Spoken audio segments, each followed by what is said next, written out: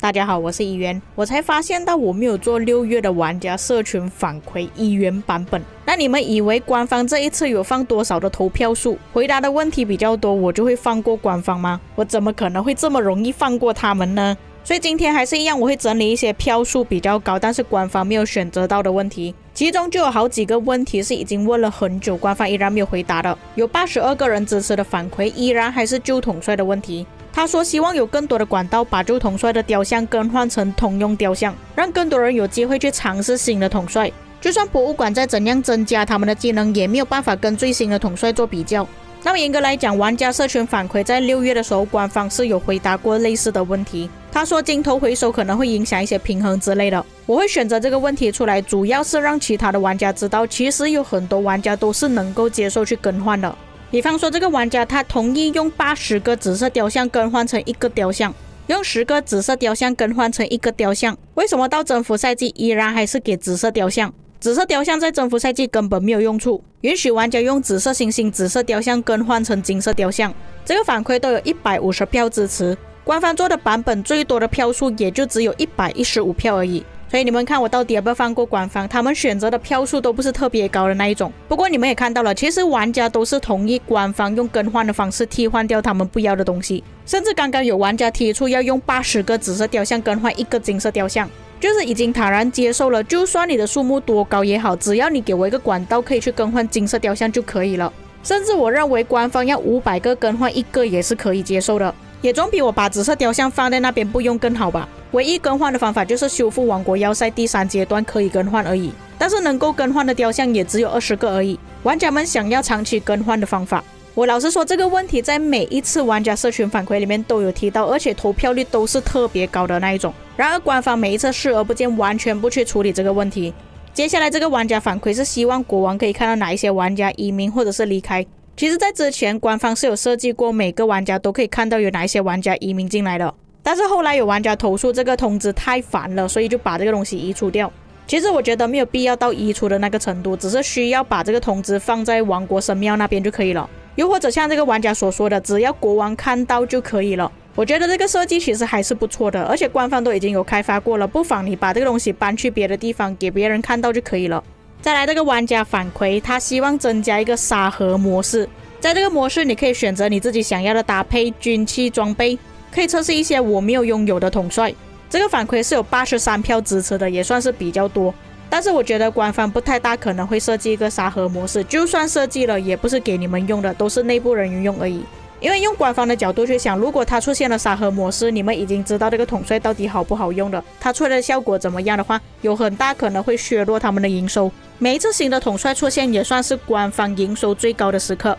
尤其是那些玩家完全不知道这些统帅到底好不好用，没有去研究过他们的技能，就会不管这个统帅到底好不好用，就会直接丢宝石下去，直接充值。官方想要的就是这种玩家，如果出现了沙盒模式，你们已经知道这个统帅好不好用了，适不适合你用，就会变成你们更加谨慎的去使用雕像，就不会出现那种你把镜头投资在错误的统帅上面。并且我在之前有说过，其实官方他想要奥林匹亚之巅变得更有趣的话，应该把全部统帅都开放，而不是根据自己拥有什么统帅而已，这样就会更加有趣。然而官方并没有这样子的设计，难道是莉莉丝他们设计不出这样子的沙盒模式吗？并不是，你们可以看巅峰赛的时候，都是双方队伍全部让官方安排账号，能够使用的统帅装备全部都是一致的。也就是说，其实官方他们可以开放沙盒模式，只是他选择不要公开给一般的玩家使用而已。所以反馈要求沙盒模式，我觉得这个不太大可能啊。这位玩家反馈要求在打仗的时候移除掉验证，老实说我真的不知道这个验证码到底有什么用处了。想要挡同步器挡外挂其实都没有挡到，反而还影响到一些正常玩家，而且这个投票率也是很高，有93票支持的。接着这个玩家的反馈我觉得有必要讨论了，他说增加一个倒数计时，只要一些采集点剩下的资源低于 50%， 就会有2个小时的倒数，倒数结束之后这个采集点就会消失。他说这种采集点采剩下一点点的都没有玩家要去采集，只要增加这个功能之后就不需要收集剩下的资源了。我觉得这个玩家的想法是不错的，但是对于某一些王国来讲或许不是好事情。有些王国是特意采集剩下一点点放在那边，等之后要迁城过来的时候把这个采集点采完就可以了。因为打仗的时候，就算你是用小号牵程过去把这个位置挡住了，有可能那个人不在线，你就没有办法移动他的城市，没有办法把你的城市牵程过来。虽然放城市挡住位置是可控制性的，但有时候也是不控制性的，比较起来用采集点会更好。当然也只是限制打仗的时候，一般来讲我们采集呢最讨厌就是看到这种剩下的资源，不采集的话永远就剩下这么多。就问一下其他观众的意见，你们觉得有倒数比较好还是不要倒数比较好？下一个反馈，希腊文明出现的时候请提升列奥尼达一世。这个东西我在之前有提过了，是不可能的事情，你们想都不用想了。之前维京文明出现的时候都没有要求提升哈拉尔，埃及文明出现的时候都没有要求提升埃及艳后跟拉美西斯二世，凭什么希腊文明出现之后就要提升列奥尼达一世？这样子就不合理了嘛，对不对？所以是不可能的事情，你们还是乖乖的等博物馆出现吧。接着这个反馈是有75票支持的，他说把蓝色跟绿色统帅从黄金宝箱移除掉。老实说我是真的搞不懂，我们这种已经在征服赛季这么多年的玩家，官方还认为我们蓝色绿色统帅还没有觉醒吗？为什么到现在还是给我们蓝色绿色统帅？给我们这些统帅到底有什么用处？到最后也是拿去回收而已，根本没有用处的。比起蓝色跟绿色，我更宁愿他们直接把这东西更换成加速给我，又或者是资源，至少加速跟资源还是有用途的，比起这些蓝色绿色的雕像更好。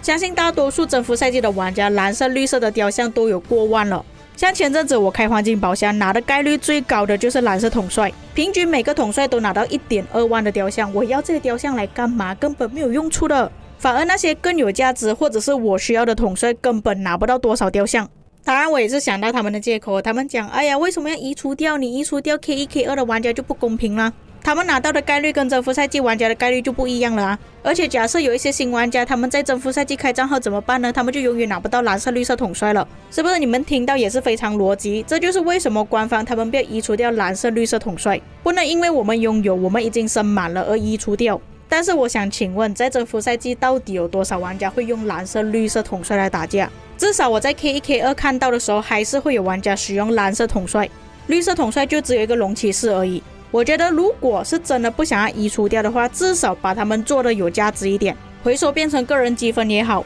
或者回收之后可以变成点数拿去更换一些旧的皮肤也是不错的，至少这样还有一点利用价值。不过我觉得他们不移除还有另外一个可能性，就是特意要占用黄金宝箱的概率给你抽到这些垃圾，然后你又无法反驳他们的概率。像黄金宝箱蓝色的统帅就已经占比了 3.4%， 假设移除掉，他又要把这个概率分去给传说统帅，变成我们有更高的概率可以拿到金色统帅了，这当然不是他们想要看到的东西，所以我才会认为说不管你们怎样投诉都好，都是不可能移除掉的。以上就是我整理出来投票率比较高的问题，那你们看了应该也知道，就算官方他已经写出了投票率到底有多少，但他们最终还是选择自己想要回答的问题而已，那些投票率更高的根本不会去选择。那我觉得与其这样的话，还不如不要投票，就选择你自己想要的问题来回答就算了吧，还要玩家反馈来干嘛呢？而且有好几个问题都是每一个月都会出现到的，然而他们还是不要选择来回答，我是真的搞不懂他们到底在想什么东西了。以上就是本期内容，你们看了这一期的影片之后有什么感想，可以在评论区给我知道，我们下期再见。